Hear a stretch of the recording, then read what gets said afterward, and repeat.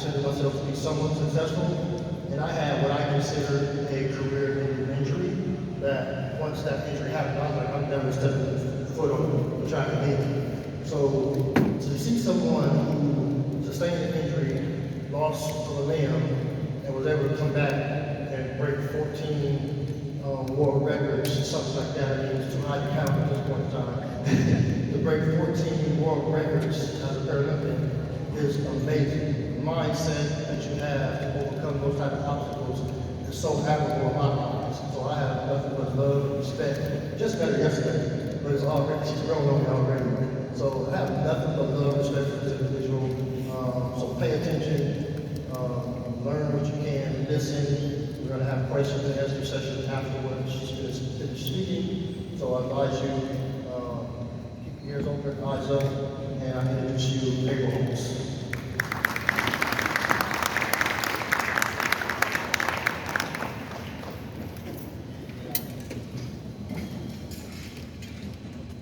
In 2001, I heard 5 words that changed the course of my life. Those 5 words were, did you get her leg? Again, those words were, did you get her leg? I heard those 5 words as I was literally trapped underneath a train. I heard those 5 words and I was spending 17 minutes being trapped underneath of a train. You see, my boyfriend and I were in Philadelphia, and I lived in Philadelphia at the time, and we were attempting to board a train to go to New York. As I got ready to get on the train, the driver decided he was ready to go. He moved the train. He never rang the bell.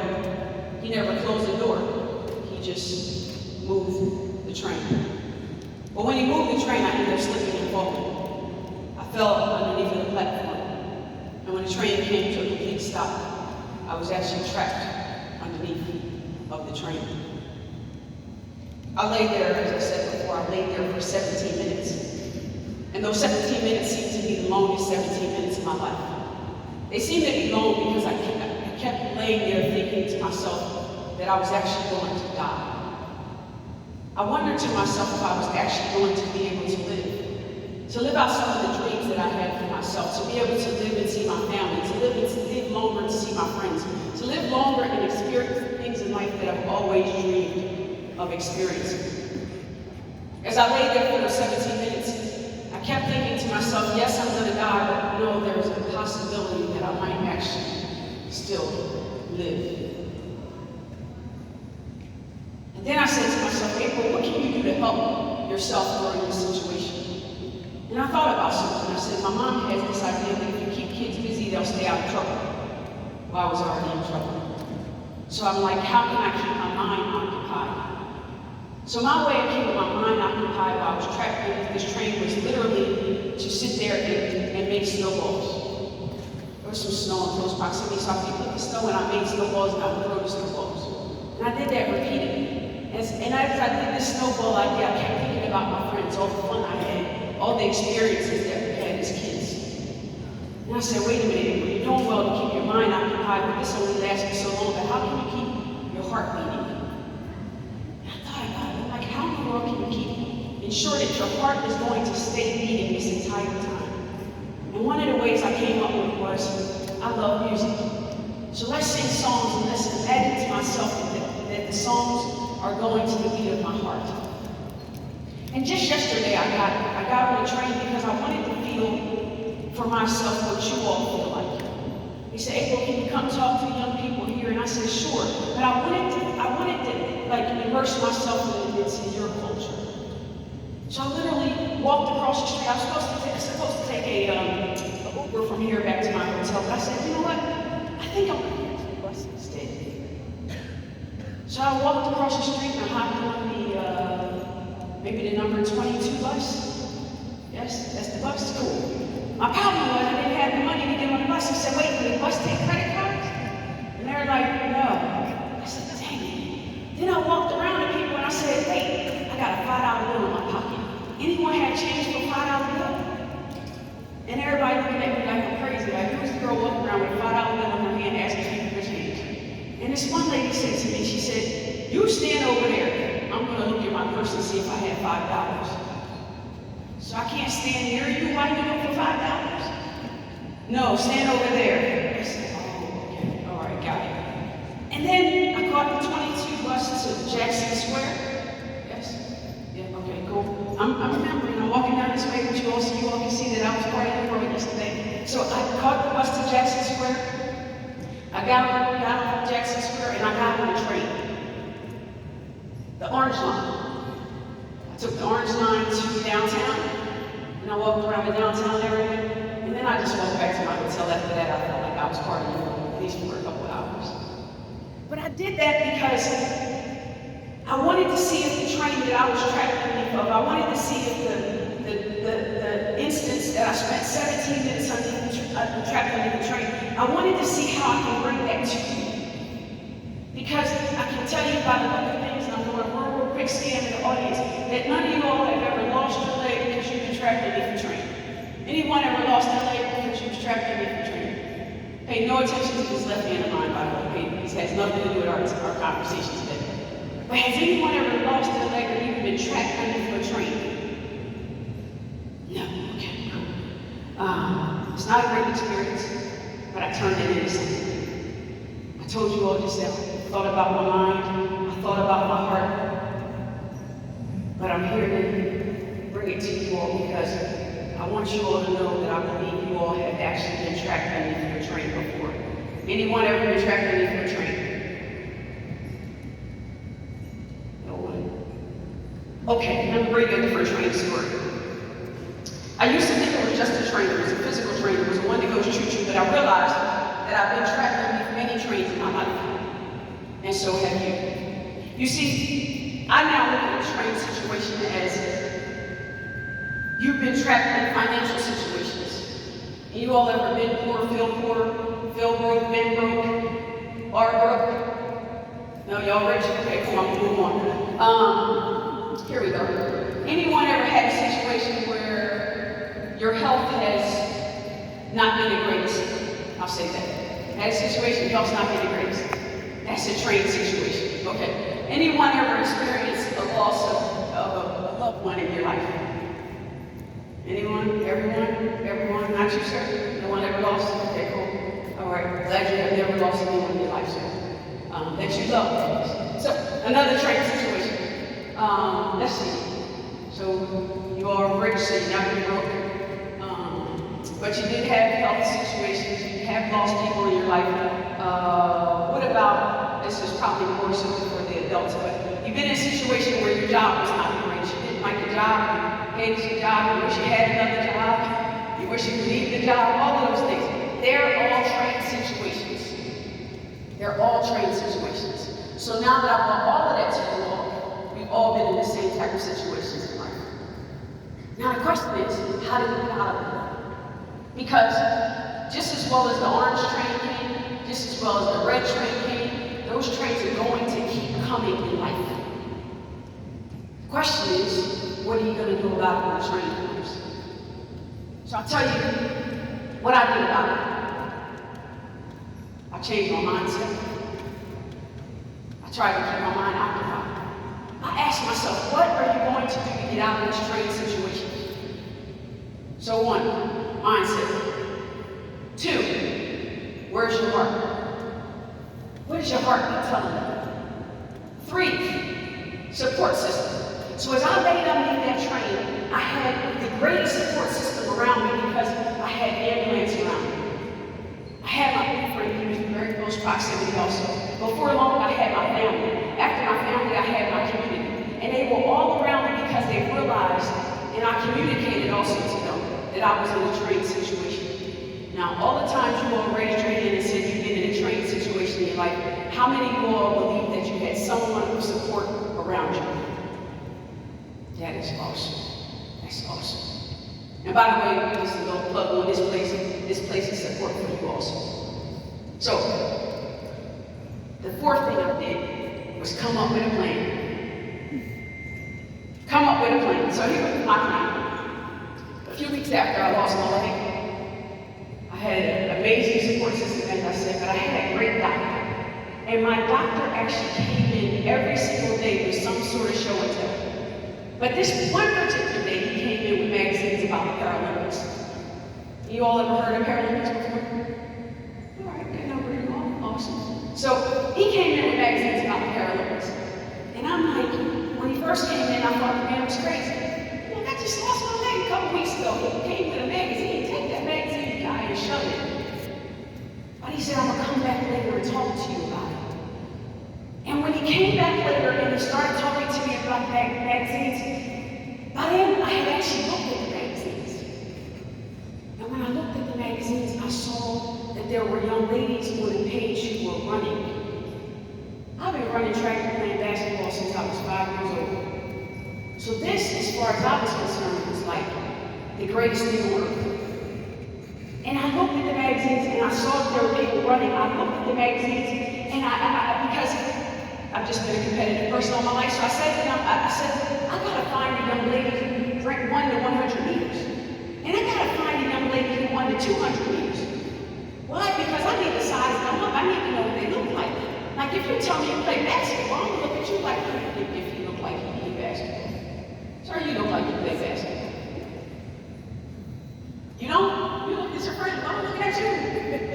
You don't play basketball? There we go. He looks like he played basketball, so I wanted to know if the young lady looked like she ran, like if she was fast. Sure enough, I saw her and I said, here it is. Here are my 3 dreams.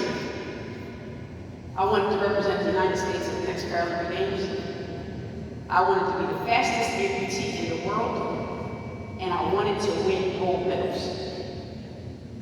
2 weeks prior, I had just lost my leg, but that didn't stop me from dreaming that day. And everywhere I went, I told people what my dreams were, because I wanted them to remind me all the time. If I fell short, remind me that I said I had a dream. If I fell short, remind me that I said I had a dream, and remind me of what my dream was. And that's what friends do. That's what friends do. So, I was so very fortunate that about 2 years later, now mind you, I'm on the road to my great dreams. You on your road past your train accident. And I get a phone call. I get a phone call from my agent. I get a phone call from my agent. I get a phone call from my agent. And my agent says to me, I got a deal for you. I said, now what kind of deal do you have? He said, how does it sound for you to be the first woman of the Jordan brand? Say that one more time. Because maybe, just maybe, I didn't hear you the first time. He said, the Jordan brand called, as in Michael. And they want to sign you to be the very first woman of the Jordan brand. I said, well, call me back when you want to tell the truth. Because this don't sound like the truth. Here I am, person just lost my leg. Here I am, person who just won some medals or something or other. Here I am now, world record holder.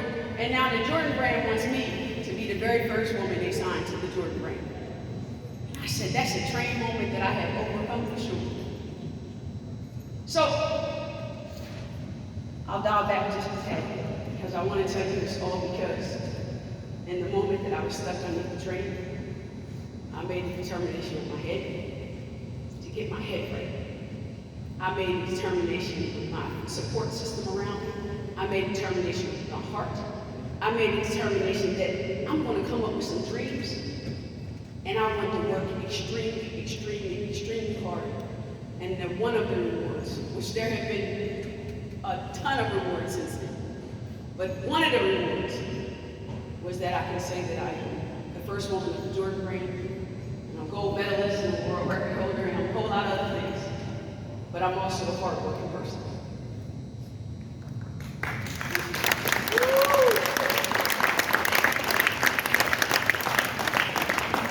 So I know that during my training that there were people who counted me out.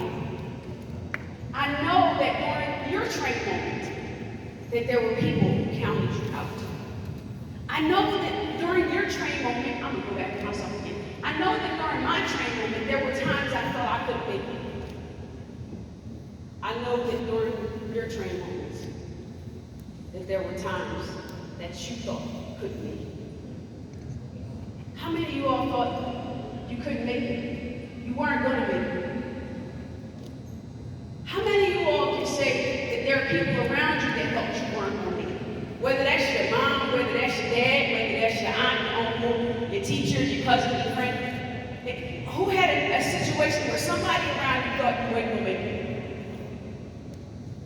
I want you to look at the person next to you and say, I made it. Look at the person on the other side and you say, I made it. Y'all kind of quiet about these I made it. Who made it?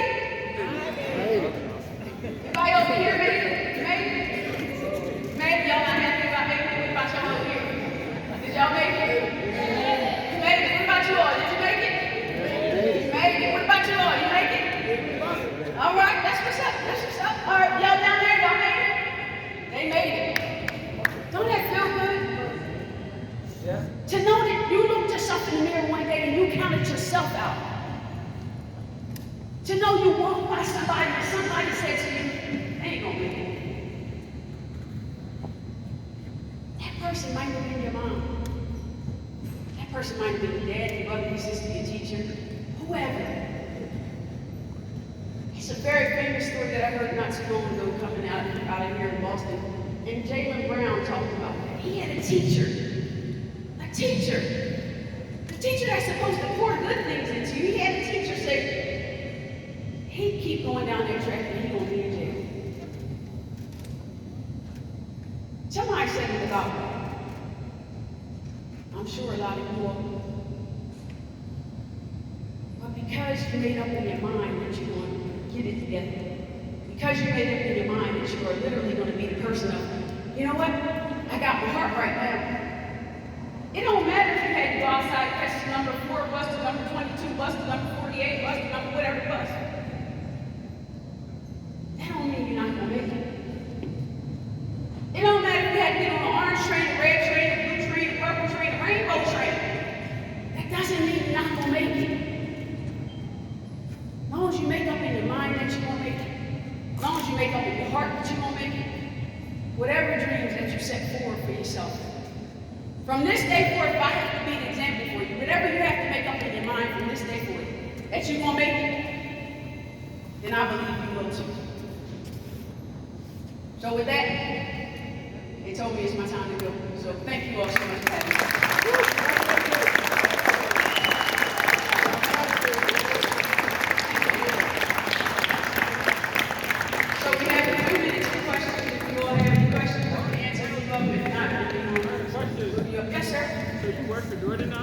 I work for them now. So I work for them for many years. When you say work, so I'll describe what work looks like when you're an athlete, right? They send you everything that they make. So from 2002, so 2002 to 2017, every single thing that the Jordan brand made came to my house. Everything. So part of the responsibility was they send it to you, you gotta wear it, which is not a problem. I put it on, no, it's a good problem to have. And then you also had to do appearances as part of that. And then you also had to be a good citizen in the world. Like you just couldn't go out and be a jerk. That wasn't gonna work. But instead you had to go do stuff. So I'm still in very good contact with the people at the Jordan brand. I talk to them all the time, which is also how I know the key over here to the Jordan brand events together. But yes, so to answer your question, yes. What else we got? Yes. Can you briefly talk about some of the sacrifices that you had to make in order to make it to where you are right now? Can I briefly talk about some of the sacrifices I had to make? So some of the sacrifices that I had to make were, I had to be away from my family for a bit, which turned out to be a good thing because my family just wanted me to be who I was yesterday, right? Whereby in order to achieve something great that you've never done before, you got to do something different. So I had to move away from my family. So I ended up moving from New Jersey to California first. I moved to San Diego first, and then eventually moved to Florida, which is where I live now. But I had to be away, and I also had to sacrifice some time with my friends. Because of course my friends always wanted to hang out. They're like, well, you're at the Jordan Brand, let's hang out. No. There's a reason why I'm at the Jordan Brand. And if I stop being productive and I stop winning, guess what? I'm no longer going to be with the Jordan Brand. So I had to make that sacrifice of figuring out who my friends were, getting them to understand that my work, it looks a little different than your work. Like I literally have to go to practice every day. I can't eat the things I used to eat. I can't hang out like I used to hang out. So those were sacrifices. But there was a great reward in the end. Not everyone can say I'm a gold medalist. Not everyone can say I'm a world record holder. So that sacrifice that I made was for a great reward. So oftentimes if you find yourself saying to yourself, listen, I gotta make a sacrifice, just say to yourself, I'm making a sacrifice for a great reward. There's a great reward on the other end of the sacrifice. Don't ever let anybody tell you any different. If you make a sacrifice today, there's a reward coming tomorrow, trust me. So yes, ma'am. I know that you didn't develop all of that resilience and all of that fortitude under the train, that something fed that, and that you reached down inside to find that. Just say a little bit about who in your rearing as a young child or as a teenager that put that seed that could grow at that moment. Awesome. So the question was, who in my life planted seeds within me so that when the moment came for me to grow, that I was able to grow? And I would say there are so many people and there are so many ingredients that make up April Holmes. Whether it was my mother, whether it was my family, whether it was, I had amazing coaches all my life. Like I've had the best coaches that you could possibly think of one in my life, had the greatest. And then there were great friends. Like I said, I've always been a great proponent of who's in your community, who's in your friendship circle, who are you relying on, who are you listening to. And in addition to all of those things and people, I've traveled the world. I've been very fortunate to travel the world since I was 5 years old. And so I learn when I go around people. Like, I had no problem hopping on the bus and the train and thing. And I talked to one of my friends last night. She's like, so where are you? I said, oh, just walk around Boston. And she's like, how about you stop walking around Boston? Why? How else am I going to experience Boston? I can't experience it in Uber. I got to get out and meet with people. That's how I experience Boston. So that's what I did last night. And even when I talked to Kiva last night, she's like, hey, give me something to eat. I'm like, yeah, I've been all over the city. So and I'm not alone in that. Like every single last person that is sitting here, there are so many ingredients, there are so many people who have poured into you to get you to where you are right this very second. And one of the greatest things that I often do with people who have poured into me is I go back and say thank you. When was the last time you thanked someone for something that they did for you that they didn't have? Anybody do it today? Anybody go say thank you to someone today? Today. What about yesterday? Anybody say yesterday? Yesterday I said thank you to someone. I didn't have to say thank you, but I wanted to. I said thank you because they are the reason I am who I am. They are the reason why I'm here. They didn't have to do whatever they did for me. It was just, I wanted to show you some appreciation for you pouring into me. So please, don't ever think you are above thank you. Whatever you do, if you continue to keep saying thank you to people, you'll continue rising. Without a shadow of a doubt, you'll continue to rise. So, that's... So we have to wrap because we have the audience. Listen, we do have to wrap, but I want to say thank you to Kiva. Come on. You all give Kiva a round of applause. But Kiva is the reason I'm here. She told me about you all. She said, you have to come to Roxbury Community College. And you have to experience Boston this way. And so, if it were not for Kiva, I would not be here. So thank you.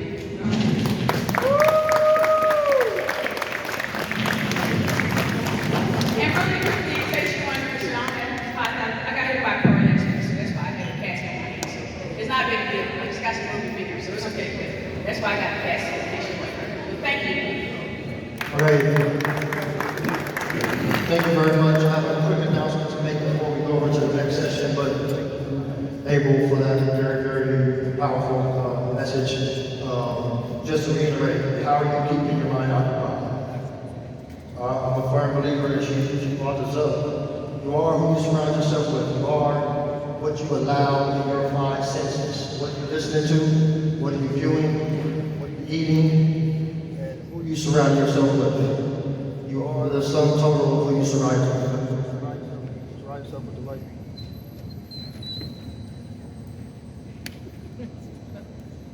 So surround yourself with the right people so you can be great. All right? Thanks again, April. So quick announcement here. Excited to announce that we are partnering the Roxbury Community College and the Reggie Lewis Center is partnering with the Boston Marathon. So what that means is that between Roxbury and Roxbury Community College Foundation and the Reggie Lewis Center, we've purchased 5 bids to participate in the Boston Marathon. How many people are runners in here? All right, runners.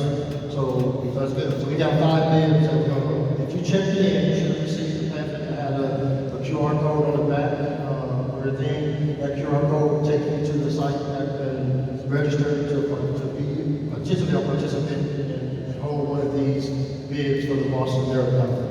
So the marathon is only 7 months away. So I'm saying if you're a long distance runner, we need a team. So get that QR code.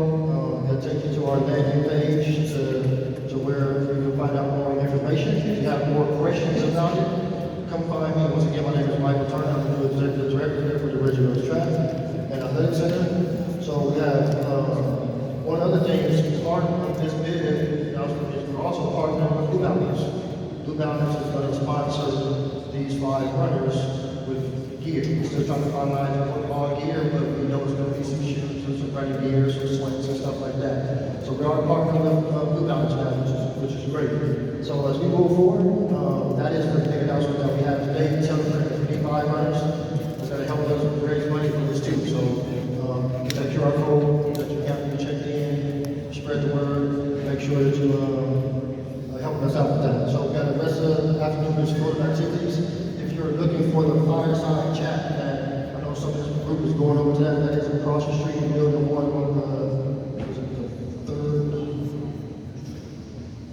on the third floor. Fireside chat is on the 3rd floor across the street in the meeting room. So right now, we got a bunch of activities that we're going to continue to have. Fireside chat across the street. Enjoy the rest of the day. Thank you.